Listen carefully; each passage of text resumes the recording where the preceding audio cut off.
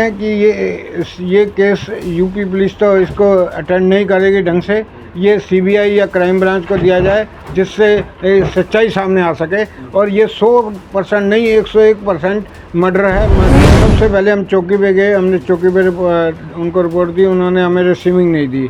और फिर हम थाने गए, थाने वालों ने भी कहा हम देखते हैं। और फिर किसी ने हमें कहा आप डीसीपी ऑफिस जाओ मोहन नगर। हमने मोहन नगर में 13 दिसंबर को हमने इसकी रिपोर्ट वहाँ दर्ज कराई। और जब से लेकर हम सिर्फ भाग ही रहे हैं। तो फिर बच्चा ने बताया है कि चाउमीन और चिकन पता नहीं क्या क्या ला के खिलाता था, नहीं खाती थी तो वो गुस्सा होता था, मारता था। और उसमें पता नहीं ऐसा क्या मिला होता था कि खाने के बाद उसकी तबीयत खराब हो जाती थी। दिसंबर को हम अनाथ आश्रम गए, उनको हमने सारा बताया। बच्चा उस समय इतना मेंटली डिस्टर्ब था कि हमें नाना नानी को कई बार 20 बार मिल चुका था, लेकिन उस समय हमें नहीं पहचान पाया। उन्होंने कहा बेटा आप इन्हें जानते हो, ये कौन है? तो कहता है ये, पहले सोचता रहा, फिर कहता है ये चाचा चाची। हमने योगी जी को भी ईमेल से 2 बार भेजा हुआ है, वो भी उन्होंने पढ़ा नहीं है, शायद चुनाव की वजह से वहाँ खुला नहीं।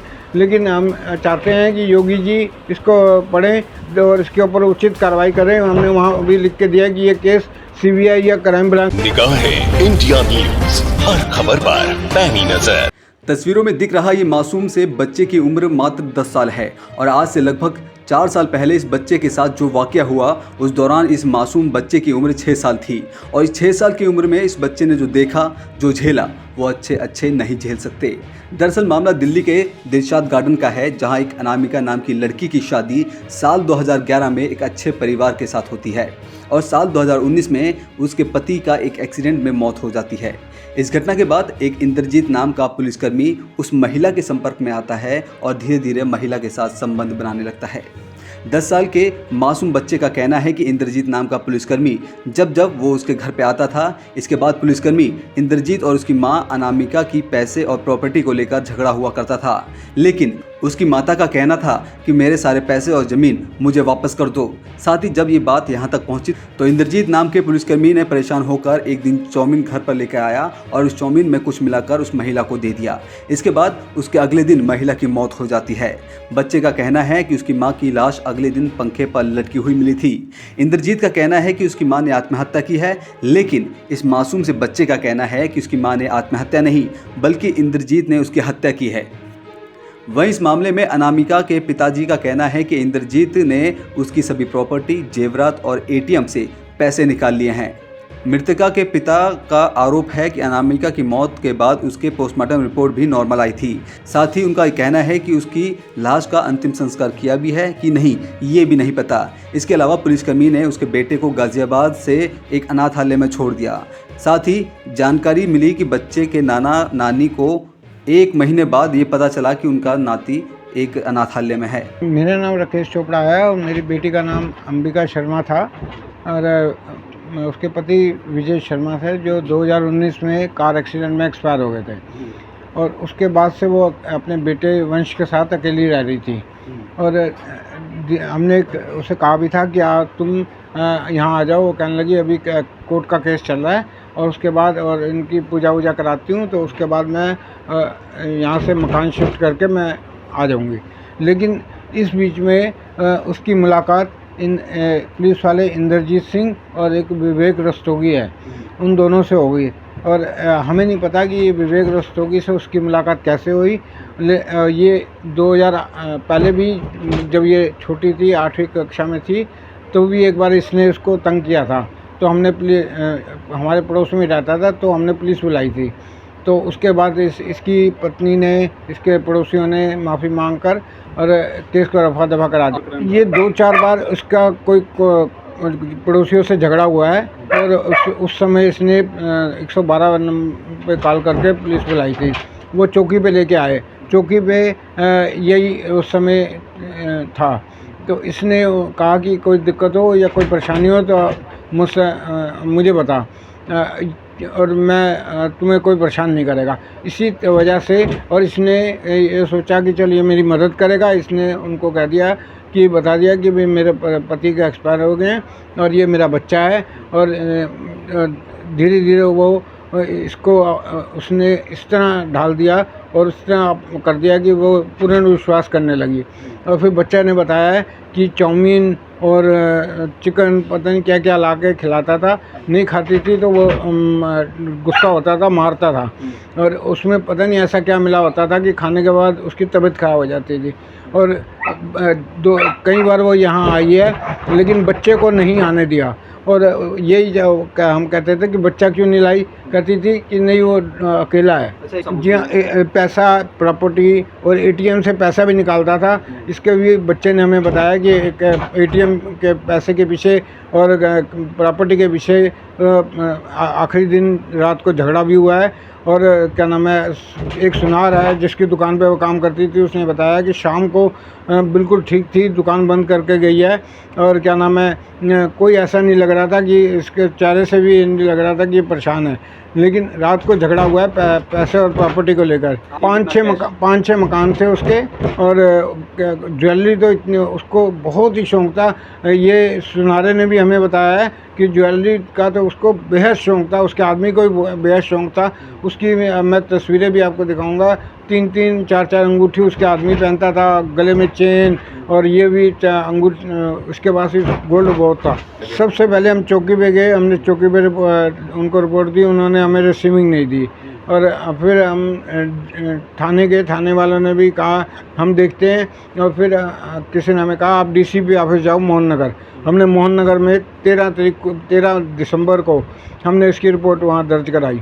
और जब से लेकर हम सिर्फ भाग ही रहे हैं। एक पुलिस वाला, रिटायर्ड पुलिस वाला है हसन, जो सब जानता था और उसको सब पता है। और उस समय इन्होंने उसकी डेड बॉडी उतारने के बाद मकान पे ताला मार के चाबी उसको दे दी। और उसी ने बताया कि 6 महीने चाबी मेरे पास रही है। और 6 महीने चाबी हमें ये समझ नहीं आ रहा कि ऐसे केस में भी एक चाबी जो है मकान की, वहीं एक जो रिटायर्ड पुलिस वाला उसको कैसे दे दी गई। कोई सील नहीं किया, कुछ नहीं किया इन्होंने। उसने वीडियो बनाई थी, वो पुलिस वाले ने उसके हाथ से छीन ली। उसकी बिटिया के 2 फ़ोन थे, वो भी छीन लिए।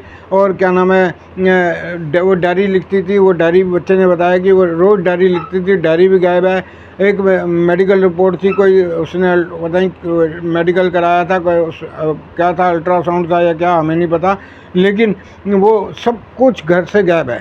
उसके घर में हमें कुछ नहीं मिला, सिवाय कपड़े भी नहीं थे।